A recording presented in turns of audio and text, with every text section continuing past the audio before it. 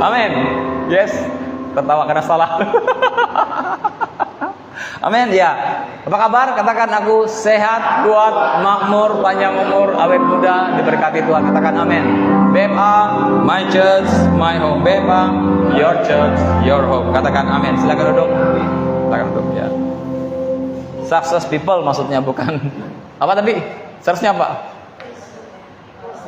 Prosper people. Aduh, hai. Success people. Prosper people. Masih ingat yang lama kayaknya. Baik Bapak Ibu, saya percaya saudara yang pagi tadi datang diberkati Tuhan. Saya juga diberkati Tuhan, luar biasa. Ya, sore ini juga saudara akan pasti diberkati Tuhan. Amin. Ya, saya mau membagikan firman Tuhan hari ini, ya, yang berjudul dosa tidak lagi berkuasa. Wah, haleluya, mantap, ya. Wah, ini gimana lagi ayat ini? Wah, gimana lagi ceritanya ini? Dosa tidak lagi berkuasa. Nah, ya memang harus ini Bapak Ibu. Bapak Ibu, Injil kasih karunia adalah Injil yang membuat kita melihat Yesus itu begitu indah. Bagaimana engkau bisa melihat keindahan Yesus? Jawabannya adalah lihatlah Yesus melalui Injil kasih karunia. Kamu akan melihat ketika kita belajar Injil kasih karunia, kita akan melihat betapa Dia mengasihi kita. Tadi pagi digambarkan tentang bagaimana cerita anak yang hilang. Satu gambaran Injil kasih karunia yang begitu dahsyat luar biasa. Yang dari satu sisi disampaikan ketika anak itu datang masih bau babi. Kan dari kandang babi kan, kasih makan babi kan. Sang ayah berlari menghampiri anak itu dan memeluknya. Nah, itu kasih karunia. Tapi kalau bukan Injil kasih karunia, kalau bicara tentang hukum Taurat, apa yang ayah itu lakukan? Dia katakan, anakku, pergi dulu, kamu mandi dulu, kamu bersihkan dulu tubuhmu, ya. Kemudian kamu mungkin sikat gigi dulu, keramas rambutmu, bersihkan, kemudian pakai bajumu yang baik, yang terbaik, pakai parfum dulu, baru kamu datang lagi kepadaku dan baru aku akan memelukmu. Itu gambaran tentang hukum Taurat. Jadi hukum Taurat itu adalah sesuatu yang harus kita lakukan dulu, baru Tuhan akan mengasihi kita. Tetapi Injil kasih karunia, engkau tidak perlu melakukan apa-apa. Bahkan dalam keadaanmu yang terburuk pun Tuhan tetap memelukmu. Kayak seperti lagu tadi itu, walaupun terkadang aku jatuh, tak pernah berubah sayangmu. Sungguh tak kuduga Kau tetap setia, menantiku tuh berlari padamu. Ya, walaupun sebetulnya yang kita belajar dari firman Tuhan, anak yang terhilang bukan kita yang berlari kepada Tuhan, tetapi Tuhan yang berlari kepada kita. Amin. Hari ini saya mau mengajak saudara untuk melihat bagaimana apa yang dikatakan tentang dosa tidak lagi berkuasa. Kita melihat dalam Keluaran pasal 19, saya mengajak saudara untuk melihat bagaimana asal mula hukum Taurat itu muncul. Saya bagikan ayat ini kemarin waktu saya pelayanan di Kuala Kurun. Saya katakan kepada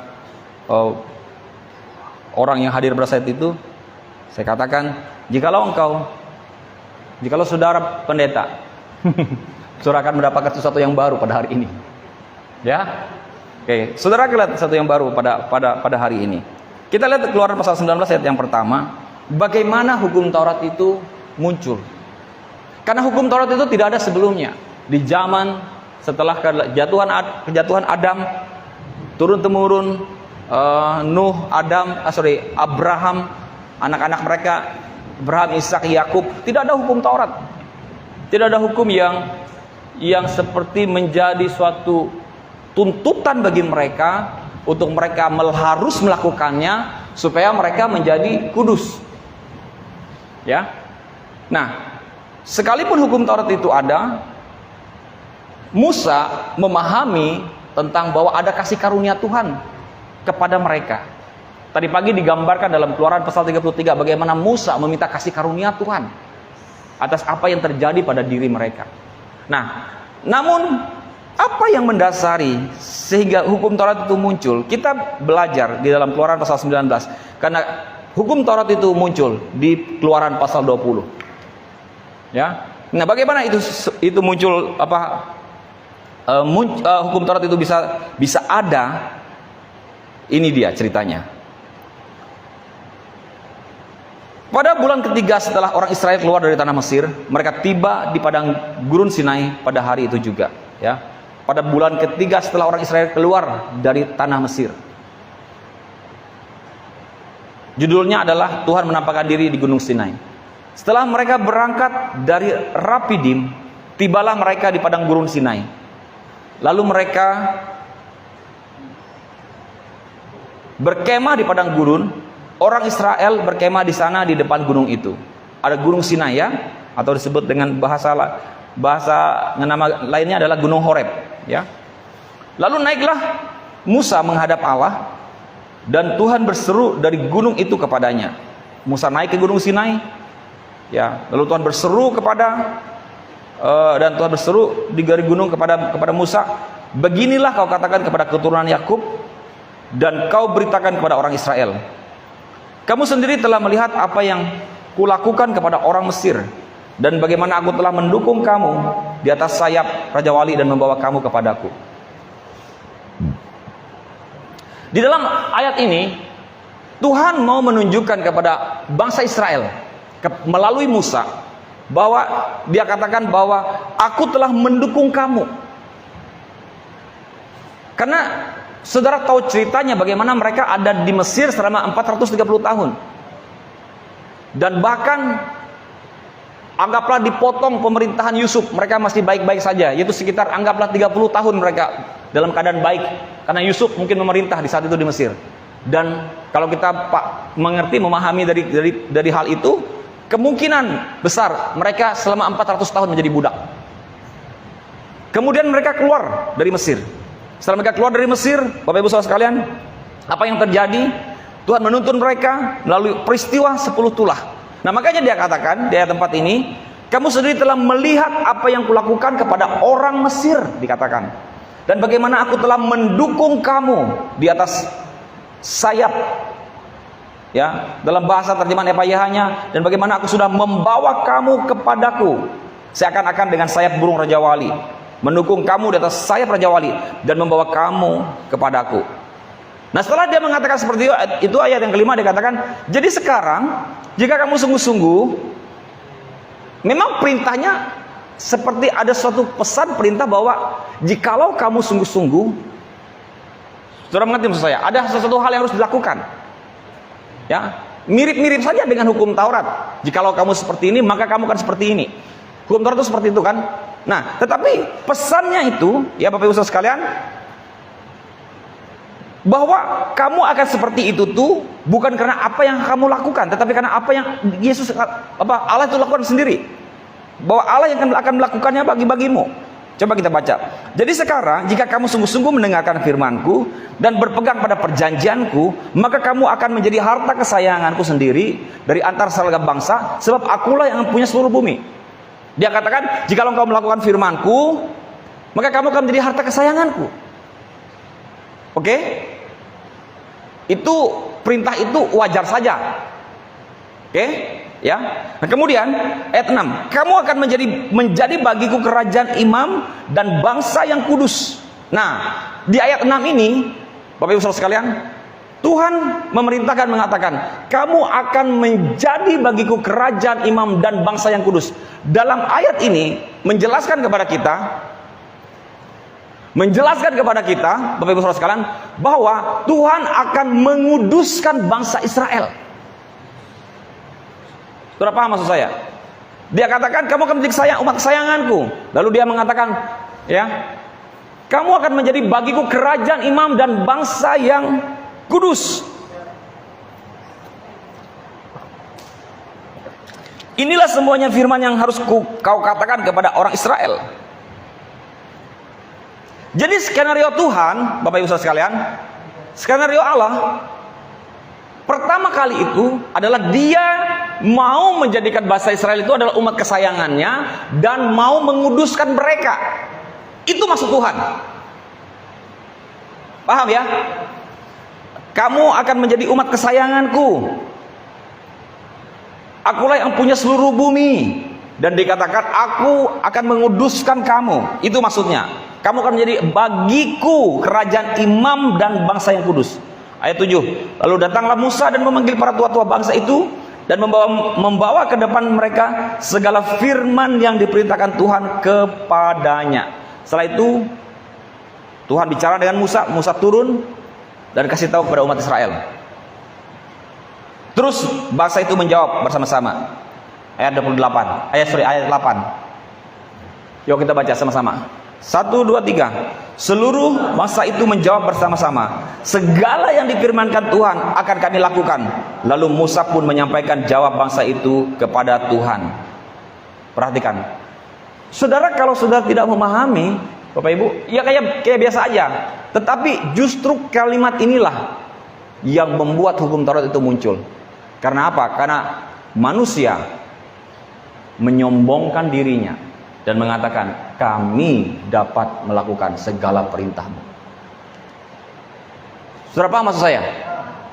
Oke? Saya sudah sampaikan berkali-kali, hukum Taurat itu adalah hukum yang kudus dan benar. Kenapa dia kudus dan benar? Karena dia datang dari Tuhan. Bagaimana mungkin manusia yang berdosa bisa melakukan hukum yang kudus dan benar dari Allah? Ya kan? Hukum Taurat itu adalah hukum yang turun dari surga, yang diberikan dari surga melewati Musa, dan status hukum itu kudus. Status itu adalah benar, dan yang disuruh melakukannya adalah umat yang berdosa. Bagaimana mungkin manusia bisa melakukannya dengan tepat? Oke, tetapi manusia dengan kepongahannya, dengan kesombongannya, dengan keangkuhannya mengatakan segala yang difirmankan Tuhan akan kami lakukan. Lalu Musa pun menyampaikan jawab bangsa itu kepada Tuhan. Seharusnya mereka jawab gini, Tuhan, ya Tuhan, oleh karena kasih karuniamu, tolong kami untuk bisa melakukannya. Seharusnya mereka jawab seperti itu. Halo? Seharusnya doa kita seperti itu, Tuhan tolong aku supaya aku bisa melakukan hukum-hukummu dan perintah-perintahmu. Oke? Nah setelah itu, setelah dia ngomong begini, setelah mereka ngomong gini, perintah Tuhan berubah. Coba kita baca ayat 9. Berfirmanlah Tuhan kepada Musa. Tuhan ngomong lagi, sesungguhnya aku akan datang kepadamu dalam awan yang tebal. Tuh. Tadinya Tuhan cuma biasa-biasa saja. Mereka berpikir mereka dengan kesombongan, lalu Tuhan menunjukkan dirinya, ya, dengan awan yang tebal, dengan maksud supaya dapat didengar oleh bangsa itu apabila aku berbicara dengan engkau, dan juga supaya mereka senantiasa percaya kepadamu. Lalu Musa memberitahukan perkataan bangsa itu kepada Tuhan. Lalu Tuhan menunjukkan diri. Kalau saudara baca lagi, Tuhan menunjukkan dengan kilat, ya, dengan api di saat satu, dengan petir dan guntur di saat itu. Lalu orang Israel ketakutan melihat kedahsyatan Tuhan saat itu. Oke, Tuhan menunjukkan dirinya. Kenapa? Karena manusia sombong. Mereka pikir mereka bisa melakukan perintah Tuhan.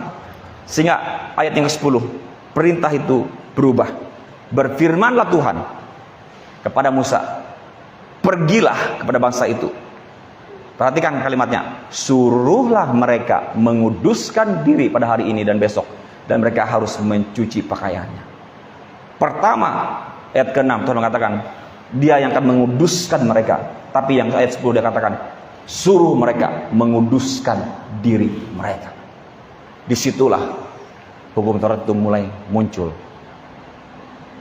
Mereka menjadi kudus atas apa yang harus mereka usahakan dan upayakan. Baru mereka bisa memperoleh kekudusan itu. Halo Bapak Ibu. Nah, jadi inilah yang saya mau sampaikan pada saudara, supaya saudara mengerti bahwa sampai akhirnya hukum Taurat itu turun-temurun, sesuatu yang harus mereka lakukan, yang firman Tuhan juga mengatakan tidak mungkin mereka bisa melakukannya.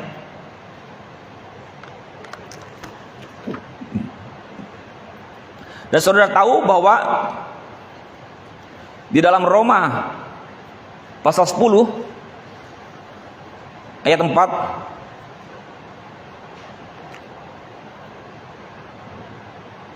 sebab Kristus adalah kegenapan hukum Ya, sehingga kebenaran diperoleh oleh tiap-tiap orang yang percaya.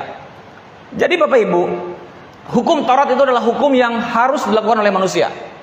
Hukum Taurat itu adalah perintah yang diberikan Tuhan kepada manusia, bukan kepada anjing, bukan kepada babi, bukan kepada binatang, tapi kepada manusia. Jadi yang melakukan hukum Taurat itu harus manusia. Dan celakanya lagi, harus dilakukan dengan tepat dan benar. Dan kabar buruknya, tidak ada manusia yang bisa melakukannya dengan tepat dan benar. Tetapi harus dilakukan, harus diselesaikan. Kalau tidak, tidak ada manusia yang bisa diselamatkan. Sudah paham maksud saya? Tidak ada manusia yang diselamatkan kalau tidak dilakukan dengan tepat dan benar. Itulah alasannya Yesus datang menjadi manusia. Dia tidak mewakili kita, tapi dia menjadi saudara dan saya. Yesus datang ke dalam dunia ini menjadi saudara dan saya. Dia menjadi Penly, dia menjadi Ken, dia menjadi Angel, dia menjadi Gita, menjadi saudara dan saya. Tidak hanya mewakili, tapi menjadi kita, menjadi diri kita, karena dia menjadi manusia. Kamu manusia bukan? Manusia bukan? Yesus menjadi manusia, artinya menjadi saudara. Amin. Menjadi dirimu. Engkau menjadi ciptaan masterpiece, menjadi ciptaan yang terbaik, yang tidak pernah ada sebelumnya. Amin. Amin. Nah itulah Bapak Ibu Saudara sekalian. Dan dia menjadi saudara, menjadi manusia, melakukannya bagi manusia dan menyelesaikannya. Maka dia katakan di Roma 10 ayat 4, sebab Kristus adalah kegenapan hukum Taurat, sehingga kebenaran diperoleh tiap-tiap orang yang percaya. Di dalam Matius 5 ayat 17, dia kegenapan hukum Taurat. Artinya apa? Dia menggenapi hukum Taurat. Janganlah kamu menyangka, ini Yesus yang ngomong, bahwa aku datang untuk meniadakan hukum Taurat atau kita para nabi. Aku datang bukan untuk meniadakannya, melainkan apa? Untuk menggenapinya. Artinya apa? Bahwa seluruh hukum yang ditulis Tuhan melalui Musa sudah digenapi, sudah diselesaikan dengan sempurna. Manusia sudah melakukannya. Amin. Ayat tema Natal kita, coba buka Yohanes 17 ayat 1. Oh, Yohanes 1 ayat 17 ya. Ah, diikutin tuh, diikutin.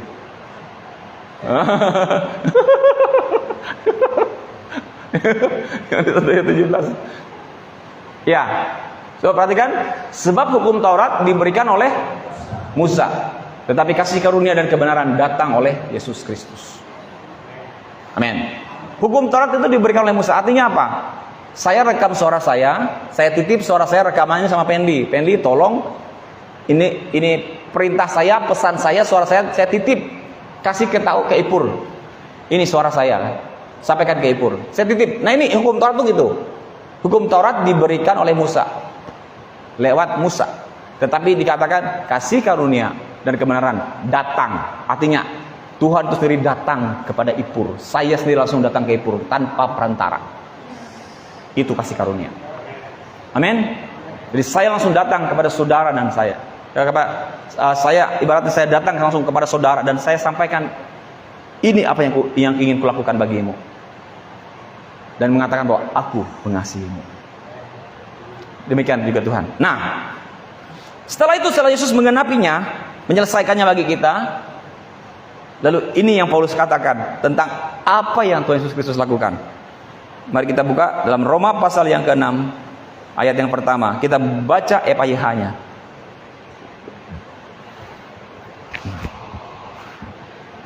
Sudah?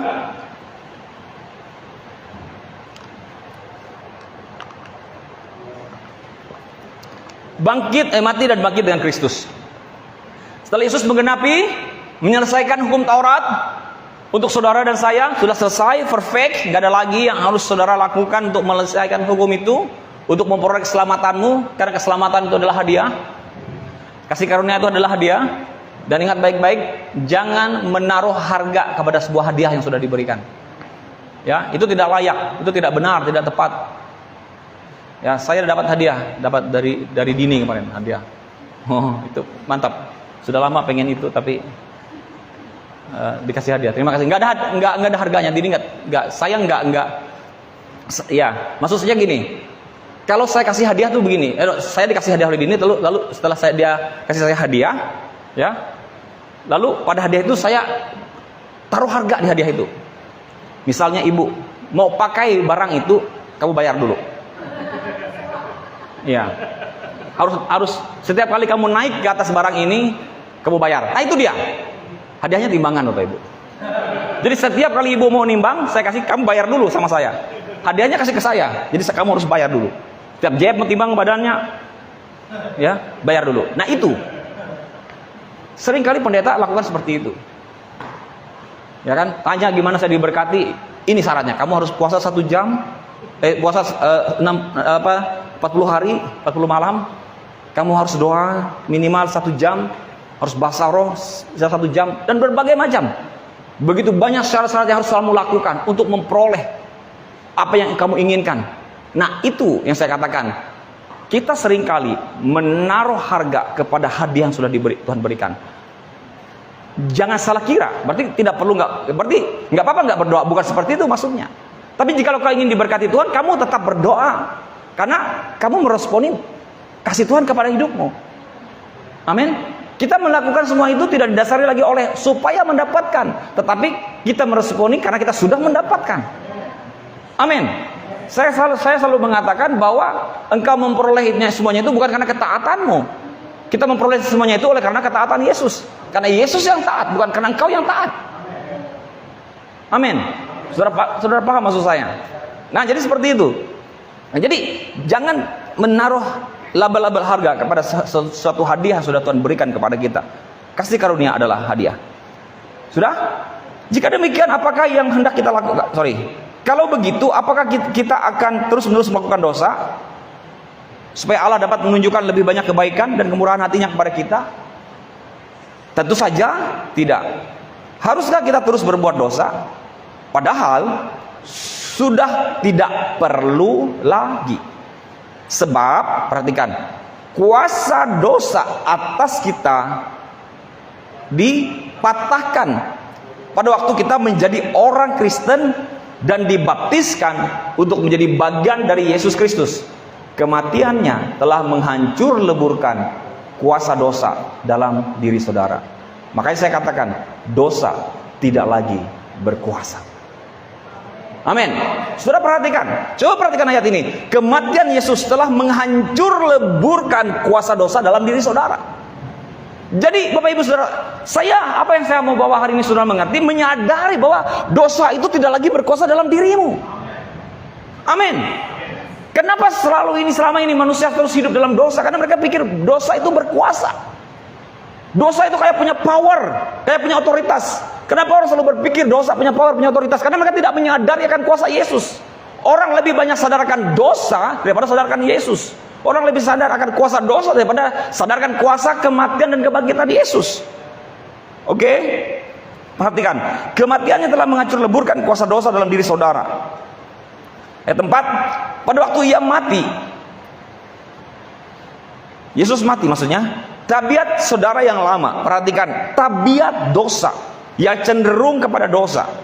Jadi tabiat itu kecenderungan ingin berbuat dosa. Itu tabiat. Ya, itu sudah mati dikatakan.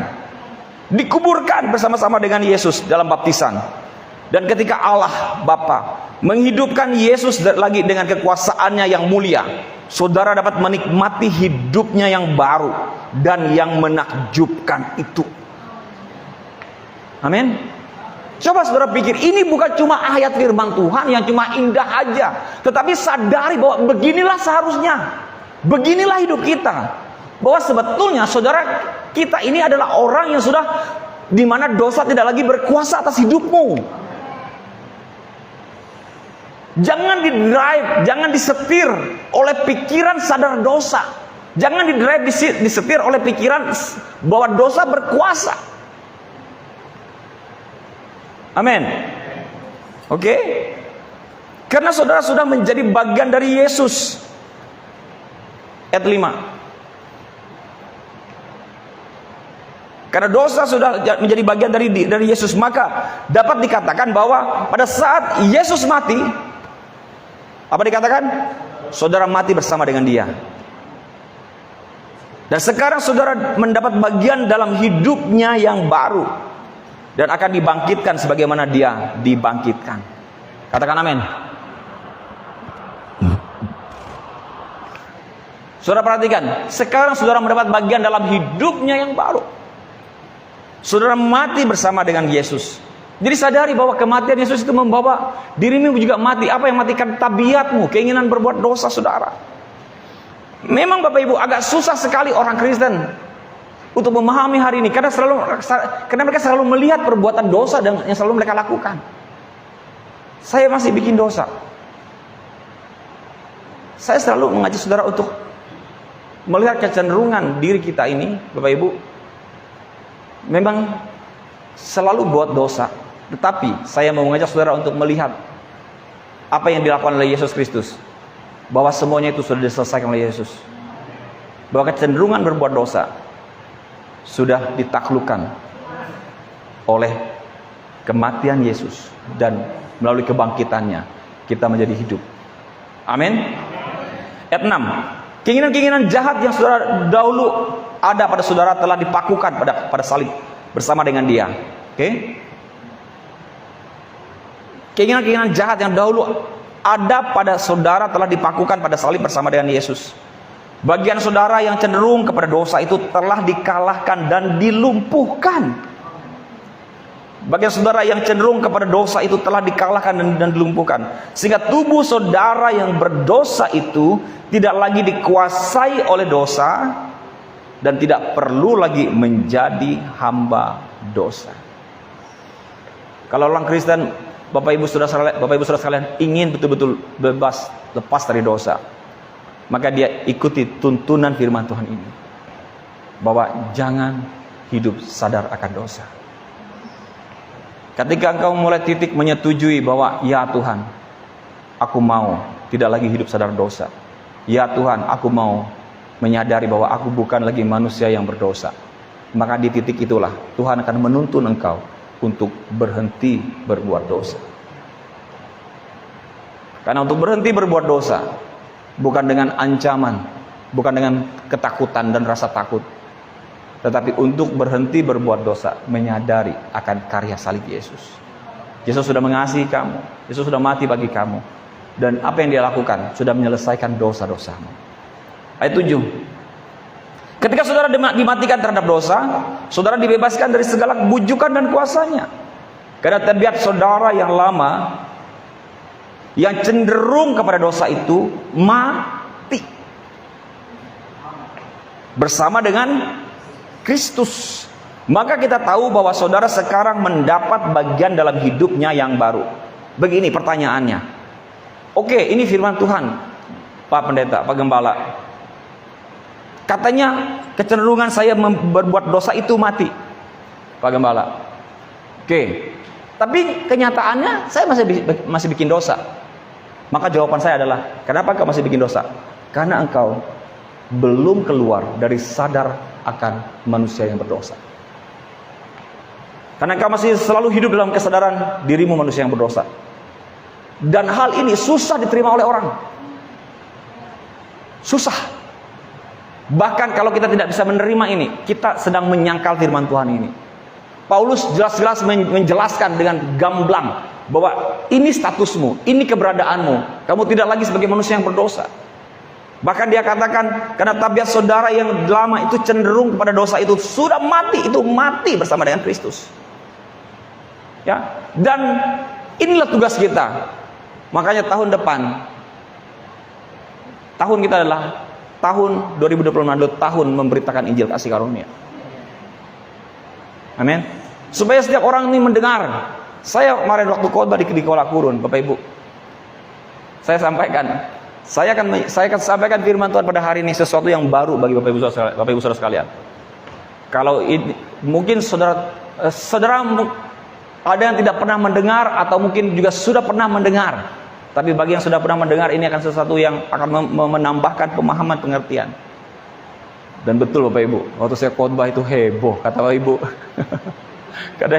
kata Ibu Gembala Kuala Kurun, itu heboh Pak Anto di belakang dengar khotbah Pak Anto. Ya saya ajak mereka untuk tidak sadarkan dosa, menyadari kasih karunia Tuhan. Tapi ada juga yang salaman luar biasa Bapak Pendeta, para pendeta-pendeta di depan-depan salami saya. Luar biasa Bapak Pendeta salaman. Saya pikir mereka sedang koreksi kritik saya, ternyata mereka lagi ngomong-ngomong, membahas, menyetujui apa yang saya katakan. Luar biasa Bapak Pendeta dia bilang. Ya. Karena saya bilang status menjadi orang kudus, menjadi orang benar. Firman Tuhan mengatakan kamu dikuduskan satu kali untuk selama-lamanya, ya kan? Coba kita sebentar. Kita buka ayatnya di sebentar ya. Saya lupa, saya cari dulu. Di Ibrani 10:10. Ya, coba. Ibrani 10:10. Sudah? Nah, perhatikan. Dan karena kehendaknya inilah, karena kehendak Tuhan inilah, kita telah itu berarti apa? Sudah kan? Sepakat ya? Sudah dikuduskan satu kali untuk selama-lamanya oleh persembahan tubuh Yesus Kristus. Sudah ya? Oke? Artinya kita ini sudah kudus kan? Ada syaratnya enggak? Telah dikuduskan satu kali selama-lamanya itu. Enggak ada syarat kan? Artinya itu dari pihak Tuhan mengatakan kamu itu kudus. One time. Satu kali. Forever and never. Selama-lamanya. Artinya kekudusan saudara tidak didasari oleh apa yang harus saudara lakukan. Ini yang susah orang mengerti. Susah orang menerimanya. Saya katakan, berani tidak kau mengatakan bahwa kau adalah orang yang kudus? Ya kan? Kalau kita yang memahami, ya kita berani. Tapi bagi orang yang masih sadar dosa, mereka tidak berani. Padahal ini firman Tuhan. Jelas mengatakan, kamu sudah dikuduskan katanya. Satu kali untuk selama-lamanya. Jadi pengudusanmu tidak terjadi oleh karena kamu berpuasa dulu 40 hari 40 malam. Lalu kamu menjadi kudus. Lalu kami nanti bikin dosa lagi. Puasa lagi 30 hari. Supaya engkau kudus lagi. Setiap tahun. Kalau seperti itu apa bedanya dengan zaman para nabi-nabi dulu, zaman para imam dulu? Zaman perjanjian lama apa bedanya dengan zaman Musa dan Harun? Dia sekali setahun datang ke dalam kemah suci atau ke dalam bait suci untuk mempersembahkan korban, menguduskan bangsa Israel. Untuk setahun, untuk waktu dalam kurun satu tahun. Kemudian tahun berikutnya seperti itu terus menerus. Dan korban Yesus satu kali untuk selama-lamanya. Kudus. Jadi kalau saya mengatakan engkau kudus, engkau benar, itu tidak berlebihan. Tapi bagi orang yang masih hidup dalam prinsip pengertian hukum Taurat, mereka mengatakan kita sombong. Saya tidak sombong, firman Tuhan yang mengatakan. Saya sudah menjadi orang kudus. Saya menjadi orang benar, sudah dibenarkan. Amin. Nah, dengan cara berpikir seperti inilah yang akan membuat engkau berhenti berbuat dosa. Karena kalau kau berpikir aku adalah orang benar, orang kudus, setiap kali engkau akan melakukan dosa, masa saya bikin dosa? Kan saya orang kudus, orang benar. Tetapi kalau kita masih hidup dalam pikiran sebagai manusia yang berdosa, orang berdosa, kalau kita mau bikin dosa, kan wajar saja saya bikin dosa. Kan saya masih manusia berdosa. Nah itu dia, sampai kapanpun manusia akan tetap terus berbuat dosa. Karena dia tidak sadar dirinya sebagai manusia yang sudah dikuduskan, dibenarkan satu kali untuk selama-lamanya. Wah. Oleh apa katanya? Persembahan tubuh Yesus Kristus. Kembali ke bahan Pur. Emang ada bahan ayat, maksudnya ayat Alkitab FIH. Ya? Ayat berapa tadi? Ayat berapa? Ayat 8 ya? Oke. Karena tabiat saudara yang mati, ayat 9 Pur. Kristus bangkit dari antara orang mati dan tidak akan mati lagi. Ya. Tadi dikatakan ayat 8 coba. Karena tabiat saudara yang lama yang cenderung kepada dosa itu mati bersama dengan Kristus. Maka kita tahu bahwa saudara sekarang mendapat bagian dalam hidupnya yang baru. Kita sudah mendapat hidup yang baru, oke?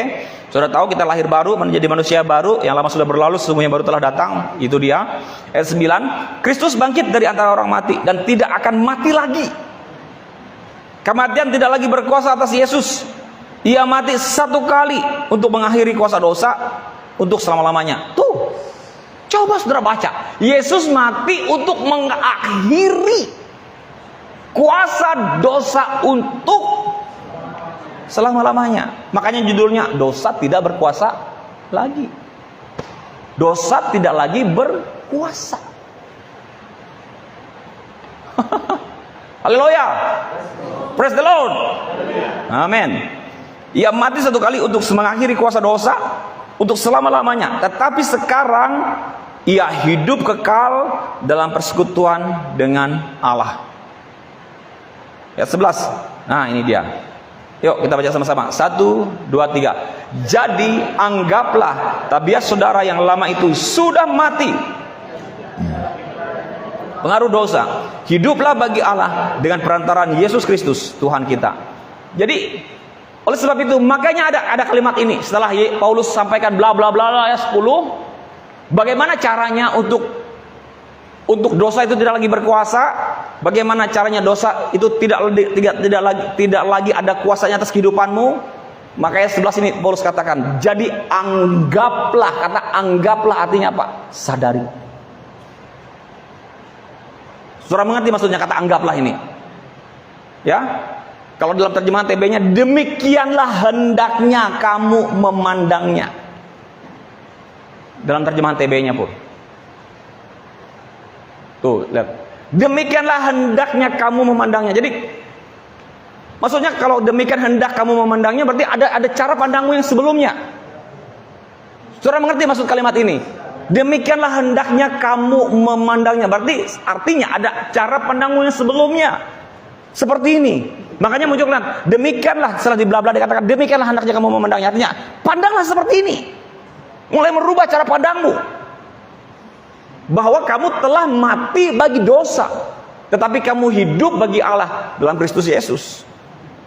Jadi anggaplah yang dalam terjemahan EPH-nya. Jadi anggaplah tabiat saudara yang lama itu sudah mati dan tidak lagi berada di bawah pengaruh dosa. Kembali ke EPH-nya. Anggaplah tabiat saudara yang lama itu sudah mati dan tidak lagi berada di bawah pengaruh dosa.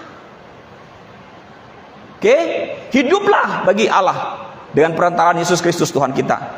Jangan biar ayat 12. Jangan biarkan diri saudara yang lemah itu dikuasai lagi oleh dosa. Nah, ketika dia mengatakan jangan biarkan diri saudara yang lemah itu dikuasai oleh dosa, artinya apa? Sadari. Jangan biarkan dirimu dikuasai oleh cara berpikirmu yang lama bahwa engkau manusia yang berdosa. Itu maksudnya. Janganlah menyerah kepadanya dengan menurut keinginannya. Jangan biarkan satu pun dari anggota-anggota tubuh saudara, ayat 13, diperalat oleh kejahatan untuk berbuat dosa. Melainkan serahkanlah diri saudara sebulat-bulatnya kepada Allah. Sebab saudara telah dihidupkan dari kematian, dan saudara ingin supaya dijadikan alat dalam tangan Allah bagi maksud-maksudnya yang baik. Ayat 14. Sama-sama kita baca. 1, 2, 3. Dosa tidak perlu lagi menguasai saudara, sebab sekarang saudara tidak lagi terikat oleh hukum Taurat sebagaimana hamba dosa, melainkan telah bebas di dalam kasih dan kemurahan Allah. Kita baca terjemahan TB-nya. Terjemahan TB-nya juga asik isinya. Kita baca sama-sama.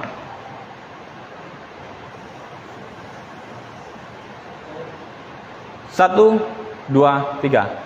Sebab kamu tidak akan dikuasai lagi oleh dosa, karena kamu tidak berada di bawah hukum Taurat, tetapi di bawah kasih karunia. Katakan amin. Amin. Hukum Taurat tadi di awal sudah apa? Sudah diapain? Sudah digenapi, sudah diselesaikan oleh Yesus Kristus. Makanya dia katakan, sebab kamu tidak lagi dikuasai lagi oleh dosa, karena kamu tidak berada di bawah hukum Taurat. Karena jikalau orang berada di bawah hukum Taurat, maka hidupnya akan dikuasai oleh dosa. Karena justru karena hukum Taurat itulah kita akan dirangsang oleh berbuat dosa. Ya, kalau saya kirim sekarang Pur, bisa sempat buka Pur videonya Pur. Ini, ya.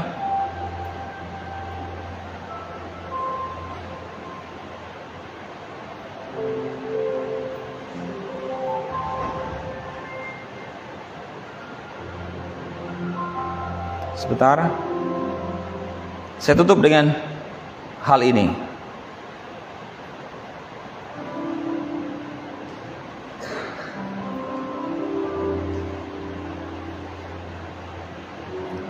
Silakan dibuka Pur. Sudah masuk? Oh, belum masuk.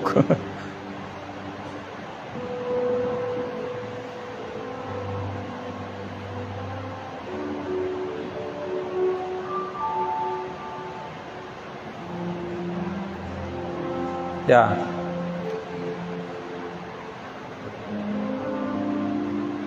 Sudah masuk ya? Jadi Bapak Ibu Saudara sekalian,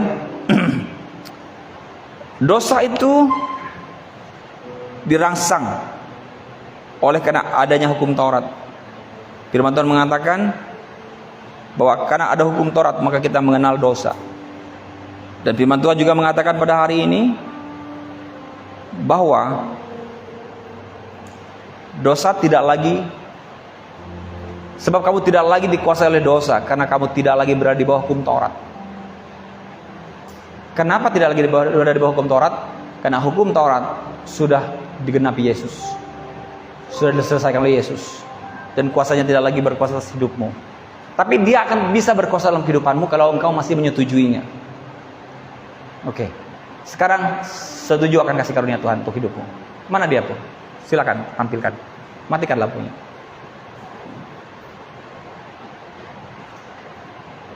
Jangan lihat ke dalam lubang ini. Tidak boleh lihat ke dalam lubang. Sudah tahu aja ini cerita video ini. Ada tulisan jangan lihat ke dalam lubang ya.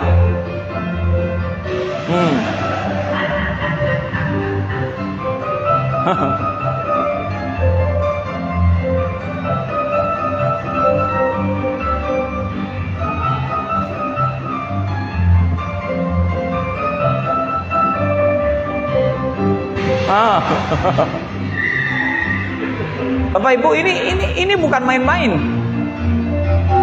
Bukan sesuatu yang disetting maksud saya, tetapi memang seperti itu yang terjadi.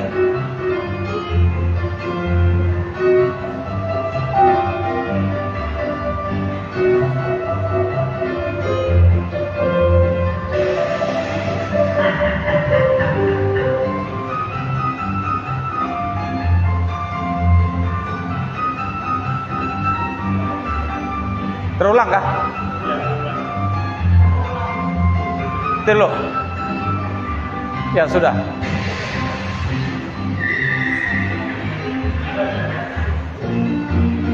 Satu lagi tentunya.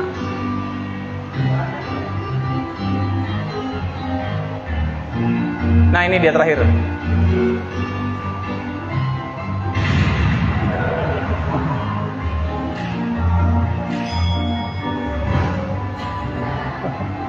Oke. Ya. Bapak Ibu, petunjuknya kan jelas. Jangan lihat ke lubang. Tetapi tetap dilihat kan. Nah, begitu cara hukum Taurat. Hukum Taurat itu seperti itu caranya. Petunjuknya jelas. Jangan membunuh, jangan berzina, jangan mencuri. Karena ada kata jangan itu merangsang kita ingin mencoba melakukannya. Akhirnya jatuh ke dalam dosa. Oke, disitulah keputusanmu untuk memilih. Disinilah peran free will. Oke, Bapak Ibu, peran free will untuk memutuskan apakah engkau mau sadar dosa atau sadar orang sudah dibenarkan. Sadar akan dosa atau sadar sebagai orang yang sudah dikuduskan. Sadar sebagai orang yang berdosa atau sebagai orang yang sudah dikudus. Atau sadar sebagai orang yang sudah dibenarkan. Amin. Tuhan Yesus memberkati.